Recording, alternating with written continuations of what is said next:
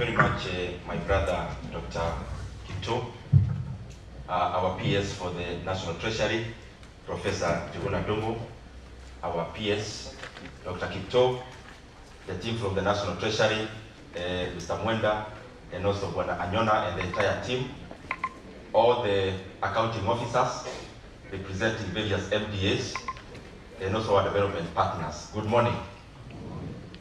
I'll try to be very brief because CS will be rushing to the full cabinet later. But first of all, I want to thank the team from the National Treasury because we have been working very closely together in the Parliament and also National Treasury, because both institutions are very pivotal in the budget making process.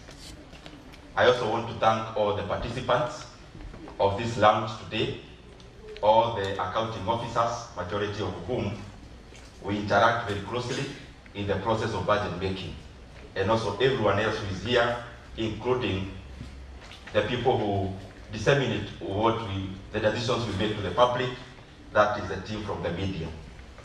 I first of all want to highlight that this process is very critical, the one we are doing for the next 3 days. As you are aware, the budget making process starts quite early.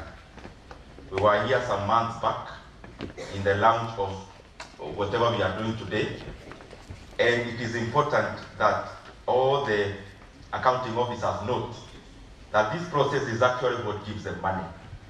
Because most times we see, after we do all this donkey work, then at the tail end, people who could not have been so much involved in the sector working groups, then they want some enhancement in their budgets.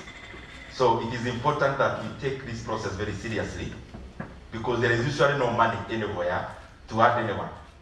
Because the budget, we make it using a threshold of a parameter, and especially deficit to GDP ratio. And therefore, coming late in the day to ask for enhancements would only mean that we then take from someone, because usually it is usually zero sum by the time it reaches the tail end. So it's very important that we participate robustly in the allocation of resources around this time. And also it is important that Kenya currently is a very open democracy. Budget making process by itself is a public affair. And that is why members of public are always welcome. I know today here, there could be representatives of farmers, there could be representatives of other sectors of our economy, because it is important. The budget we make does not belong to the people that you see here. It does not belong to the leaders. We make the budget for our country and Kenyans. We benefit a lot from your wisdom as you participate in the public participation. My second point, then I do the last one, is that in many times, it is important to look at the circumstance when we are making the budget.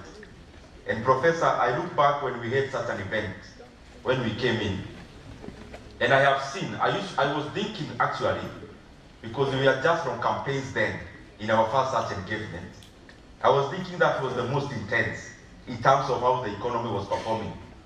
But then I have seen it keeps on evolving. That time we were dealing with drought.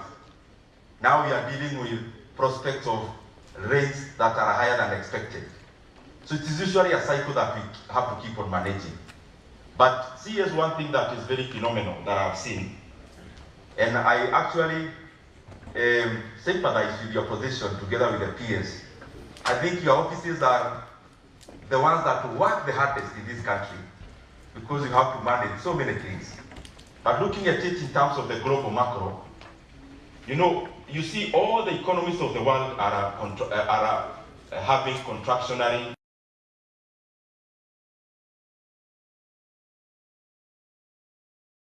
to reflect what you are doing in the budget making process in terms of allocations.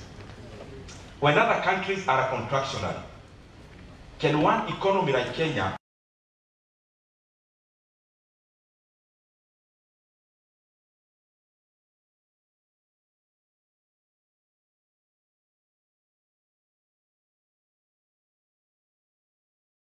all economies are raising interest rates, for example? That is more contractionary. Then, would Kenya afford then to do the reverse? from the position where I am, I think Kenya being so integral with the global economy, it may not be possible for us to have very different policies from the ones that the entire globe is adopting. Why? Many times we say the interest rate is going up, it is hurting businesses. But then on the other side, if our monetary policy then is the other way around, then you will end up again having capital outflows when you have interest rates that is lower than what is happening across the world. So it is important that when our monetary policy is contractionary, then on the other side our fiscal policy cannot be expansionary. And that is why you see also there is a dent in terms of development expenditure, because raising government expenditure is physically expansionary. So we have to keep on balancing those so that we deliver well at the end of the tunnel. But lastly also, very last, I have to laud the work that we are doing as a country. We have done quite well. We don't need to lament too much because figures don't lie. Kenya, in the first quarter of this year, we grew by 5.3%. In the second quarter, we grew by 5.4% of the GDP. Kenya, if you check across all the over 200 countries of the world, Kenya was the 29th fastest growing economy in the world.